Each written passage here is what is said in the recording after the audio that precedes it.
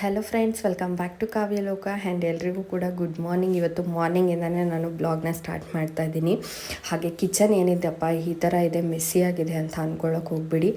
ನಾನು ತುಮಕೂರಿಗೆ ಜಾಸ್ತಿ ಹೋಗೋದು ಬರೋದು ಮಾಡೋದ್ರಿಂದ ನಾನು ಏನು ಜಾಸ್ತಿ ಜೋಡಿಸ್ಕೊಂಡಿಲ್ಲ, ಐಟಮ್ಸ್ ಕೂಡ ಇಲ್ಲ. ಸೊ ನಿಮಗೂ ಕೂಡ ಗೊತ್ತಿದೆ, ಹಾಗಾಗಿ ನಾನು ಏನೂ ಕೂಡ ಇಟ್ಕೊಂಡಿಲ್ಲ. ಬಿಕಾಸ್ ಹೋಗಬೇಕಾದ್ರೆ ಮತ್ತೆ ಎಲ್ಲ ತೆಗೆದಿಡಬೇಕು, ಮತ್ತೆ ಜೋಡಿಸ್ಕೋಬೇಕು. ಸೊ ತುಂಬ ರಿಸ್ಕ್ ಅನಿಸುತ್ತೆ. ಅದಕ್ಕಾಗಿ ಏನು ನೀಡಿದೆ ಆ ಬಾಕ್ಸ್ಗಳನ್ನ ಮಾತ್ರ ನಾನು ತೊಗೊಂಡಿದ್ದೀನಿ ಅಷ್ಟೇನೆ.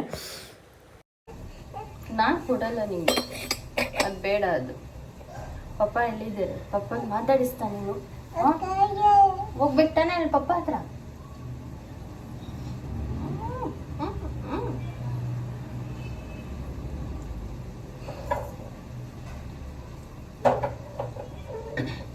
ಸೊ ಹರಿ ಅಂತೂ ನೈಟ್ ಫುಲ್ ಮಲ್ಕೊಂಡಿಲ್ಲ. ನಾನು ನೈಟ್ ಆ್ಯಕ್ಚುಲಿ ಟೈಮಿಂಗ್ಸ್ ತೋರಿಸೋಣ ಅಂತ ಅಂದ್ಕೊಂಡೆ, ಬಟ್ ಮೊಬೈಲ್ ಎಲ್ಲೋ ಇಟ್ಬಿಟ್ಟಿದ್ದು. ಸುಮ್ಮನೆ 3:30 ಆದರೂ ಕೂಡ ಸೊ ನಿದ್ದೆನೇ ಮಾಡಿಲ್ಲ. ಅಷ್ಟು ಕೆಮ್ಮು ಅಂದರೆ ಕೆಮ್ಮು. ಸೊ ಎಲ್ರಿಗೂ ಹಾಗೆ ಆಗ್ತಿದೆ, ವೆದರ್ ಇವಾಗ ಹಂಗಿರೋದ್ರಿಂದ ಸೊ ಸ್ವಲ್ಪ ಹುಷಾರಾಗಿರಿ ಆಯಿತಾ. ನನಗಂತೂ ನಮಗಿರೋದನ್ನು ನೋಡೋಕ್ಕೆ ಆಗ್ತಿಲ್ಲ, ಅಷ್ಟು ಕೆಮ್ಮು ಕೆಮ್ಮು ಕೆಮ್ಮು. ನಾನು ಕೊಡಲ್ಲ ಚಿನ್ನಿ ನಿಂಗೆ. ಕೂತ್ಕೋ.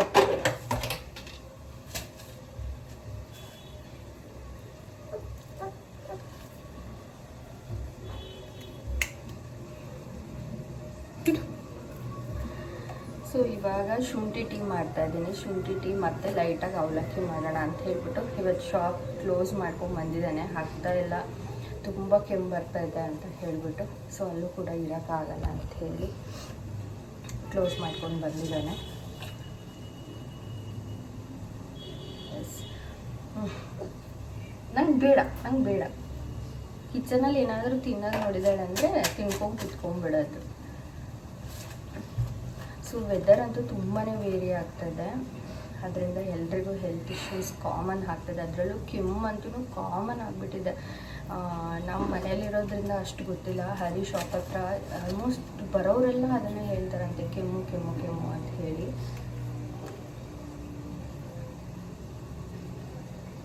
ನಾನು ಆ್ಯಕ್ಚುಲಿ ಅವಳಿಗೆ ಶುಗರ್ ಐಟಮ್ಮೇ ಜಾಸ್ತಿ ಕೊಡಲ್ಲ ಆಯಿತಾ. ಅವಳು ಕೂಡ ಲೈಕ್ ಮಾಡಲ್ಲ. ಬಟ್ ನೋಡಿ, ಸಕ್ಕರೆ ಬಾಕ್ಸ್ ನೋಡಿ ಬೇಕಂತ ಹಠ ಮಾಡಿಸ್ಕೊಂಡಿದ್ದಾಳೆ.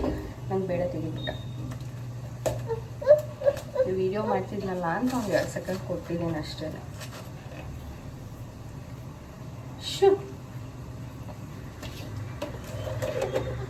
ತಿಂತೀಯ ನೀನು? ಅವಲಕ್ಕಿ ತಿಂತೀಯಾ? ತಿಂಚೋ ಅವಲಕ್ಕಿ. ಸೇ ಗುಡ್ ಮಾರ್ನಿಂಗ್ ಚಿನ್ನಿ. ನಂಗೆ ಗುಡ್ ಮಾರ್ನಿಂಗ್ ಹೇಳಿಲ್ಲ ಚಿನ್ನಿ. ಗುಡ್ ಮಾರ್ನಿಂಗ್ ಚಿನ್ನಿ, ಗುಡ್ ಮಾರ್ನಿಂಗ್ ಹೇಳ್ಬೇಕಲ್ಲ. Good morning. ಸ್ವಲ್ಪನೇ ಇರೋದು. ನೈಟ್ ಪೂರ ಮಲ್ಕೊಂಡಿಲ್ಲ ಪಾಪ. ಎಲ್ರಿಗೂ ಹಂಗೆ ಆಗ್ತಿದೆ ಅಲ್ಲ ಚಿನ್ನ ವೆದರ್.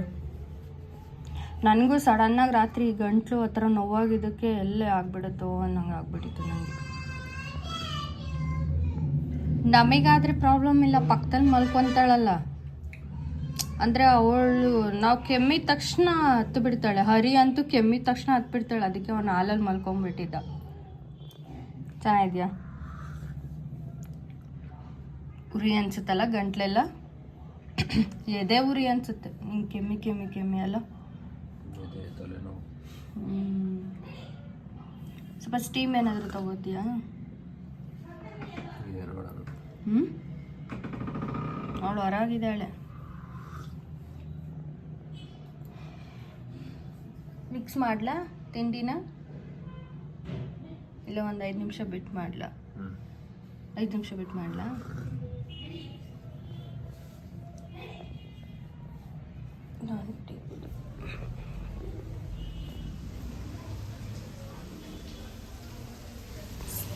ರೆಡಿ ಆಗ್ತಾಯಿದೆ.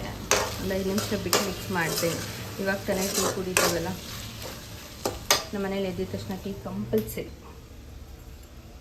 ನಮ್ಮಮ್ಮಂಗೆ ಹನಿಮಾ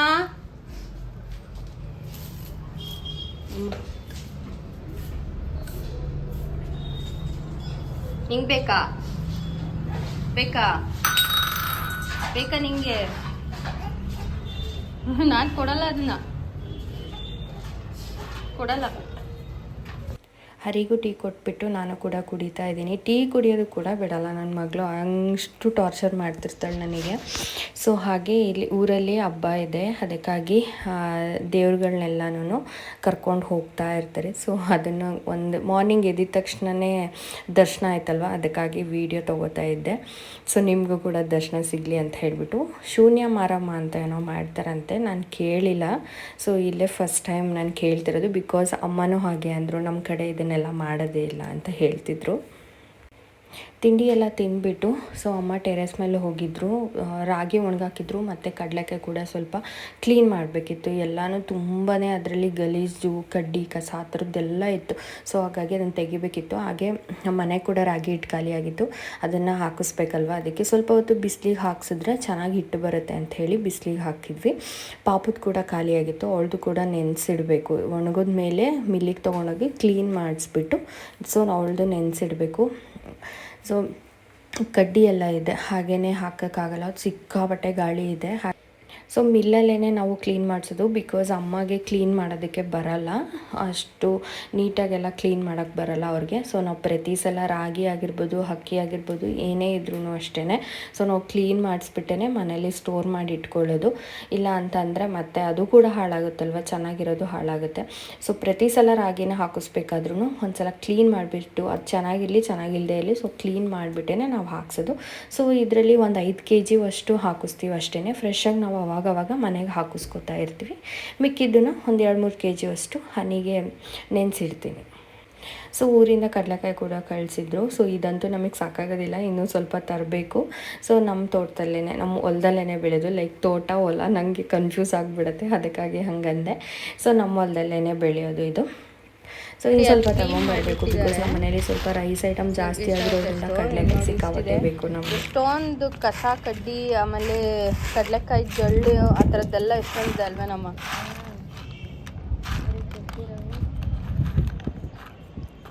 ಕೆಟ್ಟಿರೋದು, ಚೆನ್ನಾಗಿರೋ ಕಡಲೆಕಾಯಿ ಕೂಡ ಕೆಟ್ಟೋಗ್ಬಿಟ್ಟಿದೆ, ತಿನ್ನೋಕ್ಕೆ ಬರಲ್ಲ. ಅದೇ ಬಟ್ಟೆ ಕೂಡ ಹಾಕಿದ್ದು ಸ್ವಲ್ಪ. ಇಲ್ಲಿದ್ದಾನೆ ಇಲ್ಲಿದ್ದಾನೆ ಇಲ್ಲಿದ್ದಾನೆ ಎಲ್ಲಿದ್ದಾನೆ, ಸೈಲೆಂಟ್ ಆಗಿದ್ದಾನೆ ಅಮ್ಮ. ಇವಾಗ ನೀನು ಬಂದ್ರೆ ಸುಮ್ಮನೆ ಇರ್ತಾನಲ್ಲ, ಬೊಗ್ಳೋದು ಅದೆಲ್ಲ ಮಾಡಲ್ಲ, ಸುಮ್ಮನೆ ಇರ್ತಾನೆ ಹೆಂಗೋನ. ಅಂದರೆ ನಾವೇನು ಡೈಲಿ ಕಟ್ಟಲ್ಲ ಅವನ್ನ, ಈ ಥರ ಏನಾದರೂ ಬಟ್ಟೆ ಹಾಕಿದಾಗ ಇಲ್ಲಾಂದರೆ ಈ ಥರ ಕಾಳು ಏನಾದರೂ ಹಾಕ್ದಾಗ ಮಾತ್ರ ಕಟ್ಟಿರ್ತೀವಿ ಅಷ್ಟೇ.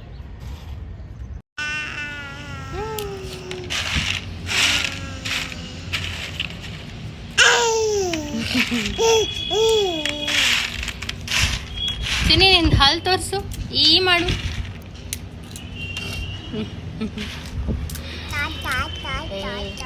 ಯಾಕೆ ಬಂದಿ ಜರೀತು,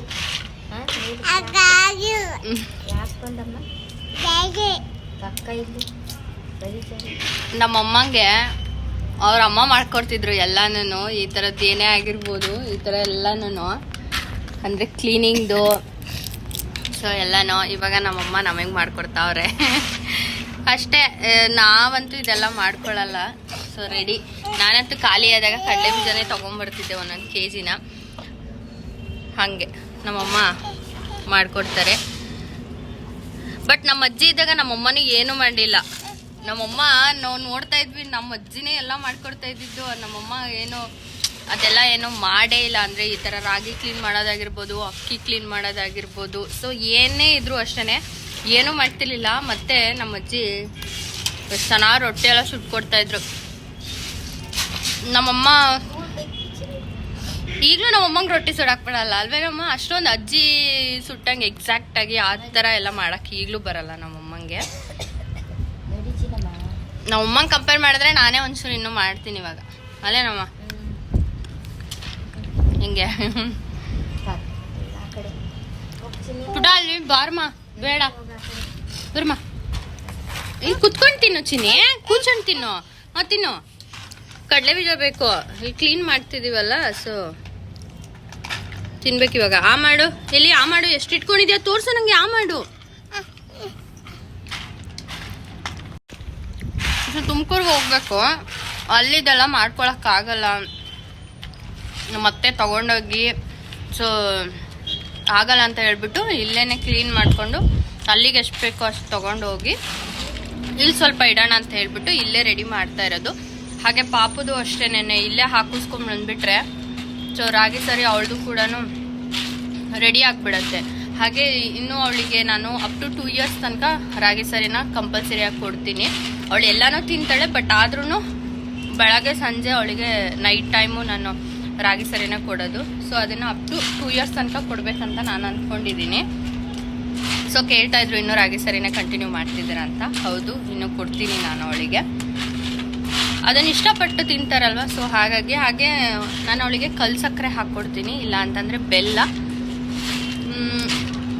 ಸಮ್ಟೈಮ್ಸ್ ಅವಳಿಗೆ ಇವಾಗ ಸಾಲಿಡ್ ಸ್ಟಾರ್ಟ್ ಮಾಡಿದಾಗ ನಾನು ಸ್ಟಾರ್ಟಿಂಗಲ್ಲಿ ಉಪ್ಪನ್ನ ಹಾಕ್ಕೊಡ್ತಾ ಇದ್ದೆ, ಸ್ವಲ್ಪ ಅಷ್ಟೇ. ಒಂದಿನ ಉಪ್ಪು ಹಾಕ್ತಿದ್ದೆ, ಒಂದಿನ ಕಲ್ಲು ಸಕ್ಕರೆ ಹಾಕ್ತಿದ್ದೆ. ಸೊ ಈ ಥರ ಹಾಕ್ಬಿಟ್ಟು ಕೊಡ್ತಾ ಇದ್ದೆ. ಬಟ್ ಇವಾಗ ನಾನು ಅವಳಿಗೆ ಕಲ್ಲು ಸಕ್ಕರೆ ಬಿಟ್ಟರೆ ಬೆಲ್ಲ ಹಾಕ್ಬಿಟ್ಟು ಕೊಡ್ತೀನಿ. ಅದ್ರ ಜೊತೆ ಇನ್ನು ಡ್ರೈ ಫ್ರೂಟ್ಸ್ ಪೌಡರ್ಸ್ದು ಸೊ ನಾನೇನು ಡೇಟ್ಸ್ದು ಎಲ್ಲ ಮಾಡಿ ಇಟ್ಕೊಂಡಿರ್ತೀನಿ. ಆ ರೆಸಿಪಿ ಆ್ಯಕ್ಚುಲಿ ನಾನು ತೋರಿಸಿದ್ದೀನಿ ಅನಿಸುತ್ತೆ, ಅದನ್ನು ನಾನು ಹೈ ಕಾರ್ಡಲ್ಲಿ ಹಾಕಿರ್ತೀನಿ. ಸೊ ಆ ಒಂದು ಡ್ರೈ ಫ್ರೂಟ್ಸ್ ಪೌಡರ್ನ ಹಾಕಿಬಿಟ್ಟು ತಿನ್ನಿಸ್ತೀನಿ. ಪಾಪ ನಮ್ಮಮ್ಮ ನೆನ್ನೆ ಎಲ್ಲ ಏನದು ಧನಿಯಾ ಪೌಡ್ರು ಮತ್ತು ಖಾರದ ಪುಡಿ ಮಾಡಿ ಇವತ್ತು ಕಡಲೆಕಾಯಿ ಮತ್ತು ರಾಗಿ ಜೇಜಿ ಅಂತೆ. ಜೇಜಿ ಎಲ್ಲಿದೆ ಪುಟ್ಟ?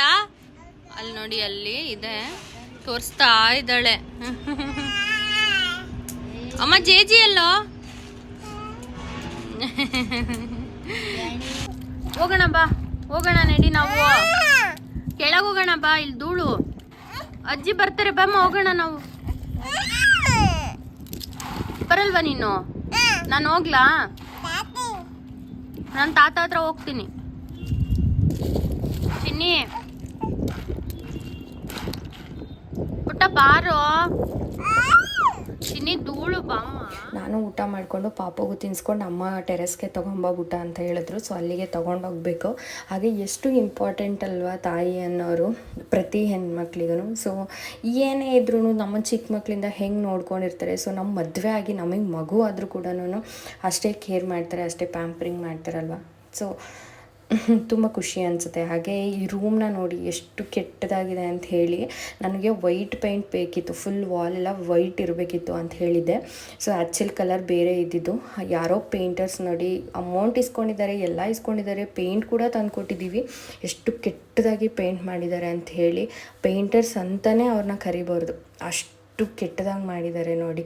ಸೊ ಫಸ್ಟು ಈ ರೂಮ್ನ ನಾನು ಪೇಂಟ್ ಮಾಡಿಸ್ಬೇಕು. ಅವ್ರಿಗಿಂತ ಚೆನ್ನಾಗೇ ನಾನೇ ಪೇಂಟ್ ಮಾಡ್ತೀನಿ ಅಂತ ಅನಿಸುತ್ತೆ, ಅಷ್ಟು ಕೆಟ್ಟದಾಗಿ ಮಾಡಿಬಿಟ್ಟಿದ್ದಾರೆ. ಸೊ ನನಗಂತೂ ಯಾವಾಗ ಪೇಂಟ್ ಮಾಡ್ತೀನೋ ಅನಿಸ್ಬಿಟ್ಟಿದೆ.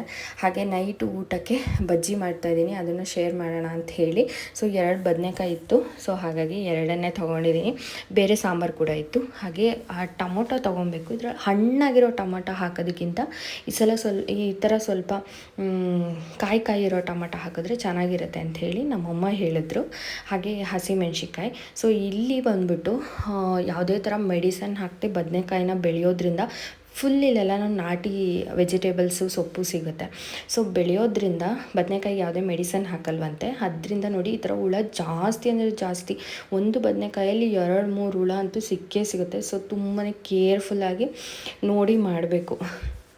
ಬಟ್ ಒಳ್ಳೆಯದೇ ಅಲ್ಲ, ನಮಗಿಲ್ಲಿ ಪ್ಯೂರಾಗಿರೋ ವೆಜಿಟೇಬಲ್ಸ್ ಎಲ್ಲ ಸಿಗುತ್ತೆ, ಅದೊಂದು ಖುಷಿ. ಹಾಗೆ ಇದನ್ನು ಒಂದು 10 ನಿಮಿಷ, 8ರಿಂದ 10 ನಿಮಿಷ ಚೆನ್ನಾಗಿ ಇದನ್ನು ಬೇಯಿಸಿದ್ರೆ ನಿಮಗೆ ಗೊತ್ತಾಗುತ್ತಲ್ವ ಬದನೆಕಾಯಿ ಎಷ್ಟು ಬೆಂದಿಲ್ಲ ಅನ್ನೋದು.